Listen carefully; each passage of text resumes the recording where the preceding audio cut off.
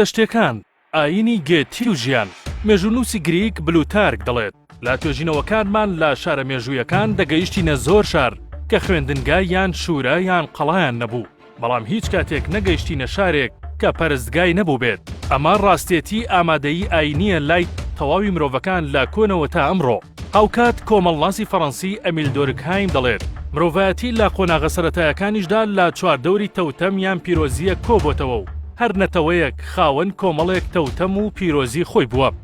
ئاینی زەردەشت لە نێوان یەکتایی و دوالیزمیدا ناوی زەردەشت لە زمانی فارسی کۆندا بە زراشسترا هاتووە و بە زمانی پەهلەویش بە هەمان شێوە دەخوێنرێتەوە لە قۆناغی ناوەڕاستی زمانی فارسیدا بووە بە زراتێسترا دواتر یۆنانەکان وتیان زراسترۆ لەگەڵەوەی زۆرێک لە شارەزایانی مێژوو لە دایکبوونی زەردەشت لە 600 ساڵی پێش زاین دیاری دەکەن بەڵام بە بڕوای پیرانی ئاینەکە مێژۆکەی دەگەڕێتەوە بۆ 3700 ساڵ بەرەوسەر و گرێی دەدەنەوە بە موغەکانەوە توێژەران ڕەچەڵەکی زەردەشت دەگەڕێنەوە بۆ هۆزی مادایان یان میدیا کە گەورەترین هۆزی ئاریە شوێنی لەدایکبوونی زەردەشت لە نزیک شاری ورمێ لە ئازربایجانی باکووری ئێران لەدایک بووە زەردەشتێت لە نێوان ئاینی ئاسمانی و زەمینیدا و ڕای توێژەران بۆچوونی یەکەم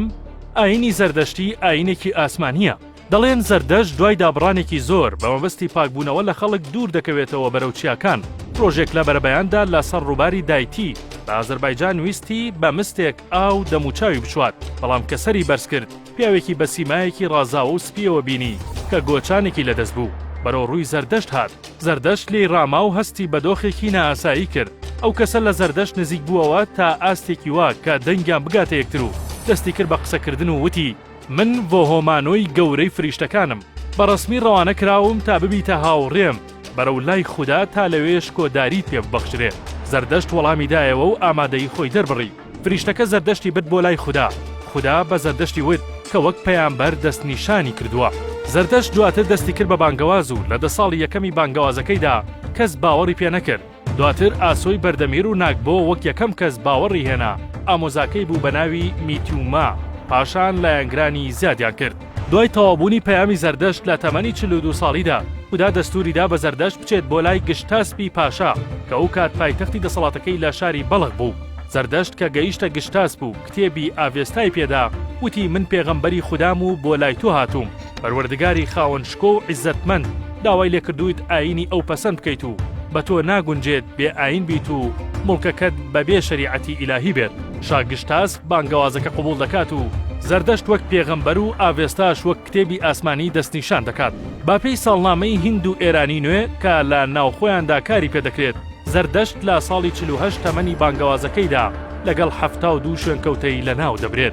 بۆچوونی دووەم ئاینەکە وەک دنیابینی سیر دەکەن و زەردەشتیش وەک بیرمەندێک ئەو بەرەیە دید و تێڕوانینی زەردەشت لە مەڕبوون و وجود و ڕووناکی وەک تێگەیشتنی کەسێک بۆ پرسیارە وجودیەکان دادەنێن و دەڵێن زەردەشتی هیچ پەیوەندی بە خودداوە نییە بەڵکو شرۆڤەکردنی گێتی بوونە و کارکردنە لەسەر دوو هێز کە بەردەوام کار دەکەن و بوونیان هەیە ئەوانیش ئەهریمەن کە نمایندەی ئایدیای خراپ دەکات و ئاهورە مەزدا نمایندەی چاکەی تەواوەتی مرۆڤ بۆ ئەوەی تەندروست بژی و بمێنێتەوە پێویستە هەموو کردارێک بۆ گەیشتن بە چاکە بکات ناوەڕۆکی ئاینەکە زەردەشتەکان خاوەن کتێبی تایبەت بە خۆیانن بە ناوی ئاڤێستا و بە زمانی تایبەتی ئاوێستایی نووسراوە پێکاتووە لە دەیان گاتا یان بودەزادا و هەر بڕگەیەکی شرۆڤەی بابەتێکە فەلسەفەی باوەڕی زەردەشتەکان باوەڕیان وایە کابوون و نەبوون لە دژیەکی تەواودا بوون بەرەنجامی ئەو دژیەکە ڕووناکی هاتۆتە بوون و دواتر شتەکانی تر مەجرا و ڕێڕەوی خۆیان وەرگرتووە ئەوکات باوەڕیان وایە کە 4 توخم پێکاتەی سەرەکی بوونە و بوونیان لێ پەیدا بووە ئەوانیش خۆر هەوا ئاو خاک پیرۆزی خۆر لای ئەوان دەگەڕێتەوە بۆ گرنگیەکەی چونکە سەرچاوەی ڕووناکی و بوونە بەبێ هەر یەک لەو پێکاتانە و لە ناویشاندا خۆر ژیان بوونی نامێنێت هەرچی پێیوەستە بە ئاگرەوە کە فارسەکان پێی دەڵێن ئاتەشگە و کورد پێی دەڵێ ئاورگا ئەمە ڕەمزی بەردەوامی ژیان و پێشکەوتنە نەکوژانەوەی ئاگر پەیوەستە بە گەڕانەوەیان بۆ بیرۆکەی دروستبوونی ئاگر لە سەردەمی موغەکان بۆ جاری یەکەم لا ترسی کوژانەوە و نەزانینی چۆنێتی هەڵکردنەوەی شتیان خستۆتە سەری تا بەردەوامی هەبێت و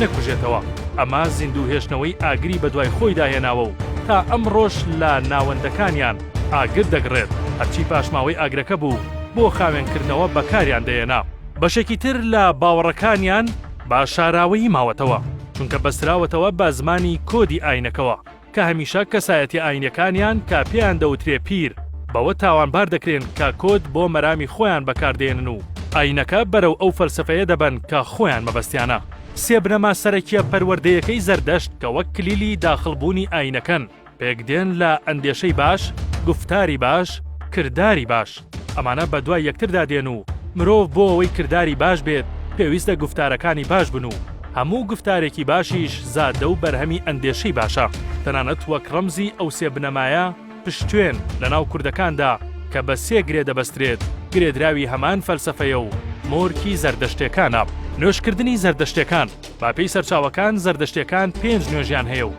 کاتەکانیان بەو جۆرەیە. یەکەم نوێژی هاوان لە خۆرەڵاتن تا نیوەڕۆ. دووەم نوێژی ڕاپی سوینا نیوەڕۆ تا دەرکەوتنی سوورایی خۆر. سێەم نوێژی یوزایرینا لا پەیدابوونی زەردایی خۆر تا دەرکەوتنی ئەستێرەکان. چوارەم نوێژی یونیسرۆثریما لا دەرکەوتنی ئەستێرە تا نیوە شەو. پێنجەم نوێژی ئوشاهینا لە نیوەی شەو تا ونبوونی ئەستێرەکان. هەرچی پەیوەستی بۆنەکانیانە نوێژی تایبەتیان هەیە و پێی دەڵێن